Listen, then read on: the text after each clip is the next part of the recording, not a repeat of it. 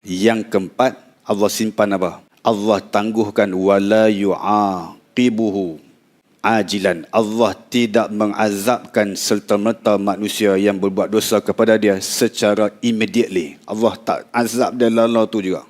Kalau Allah azab lala tu macam mana tuan-tuan? Lala tu mampu kita tuan-tuan. Itu bahasa kasar.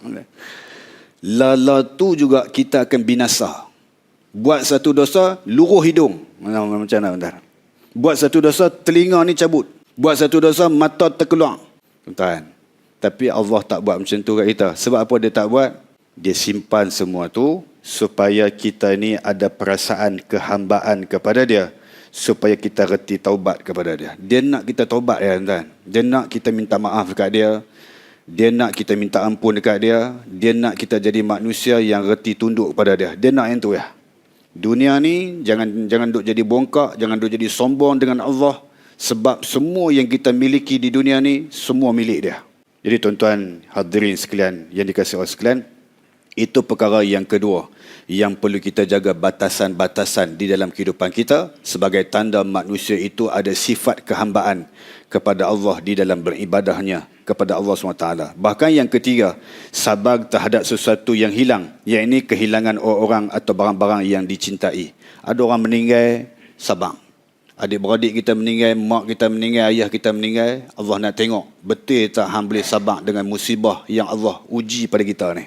Kesabaran ini satu benda yang sukar, melainkan manusia yang ada iman, manusia yang percaya kepada Allah dengan yakin, maka dia akan menerima segala ujian yang Allah uji kepada diri dia dengan sehabis-habis ketaatan kepada Allah SWT.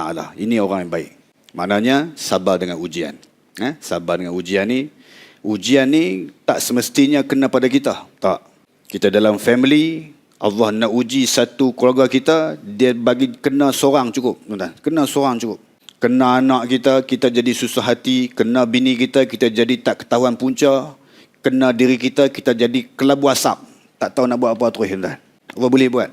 Bila Allah uji satu keluarga kita, seorang saja, walaupun seorang, bermaksud Allah nak tengok bagaimana respon kita.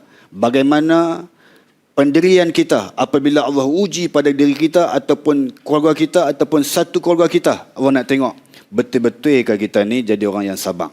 Jadi tuan-tuan, bersabarlah banyak-banyak atas ujian Allah. Kita duk rasa kita ni teruk dah kena ujian. Apatah lagi nasib kawan-kawan kita yang berada di Palestin yang sekarang ini menderita dalam keadaan ujian peluru-peluru yang dihujani ke atas negara mereka yang tidak diundang.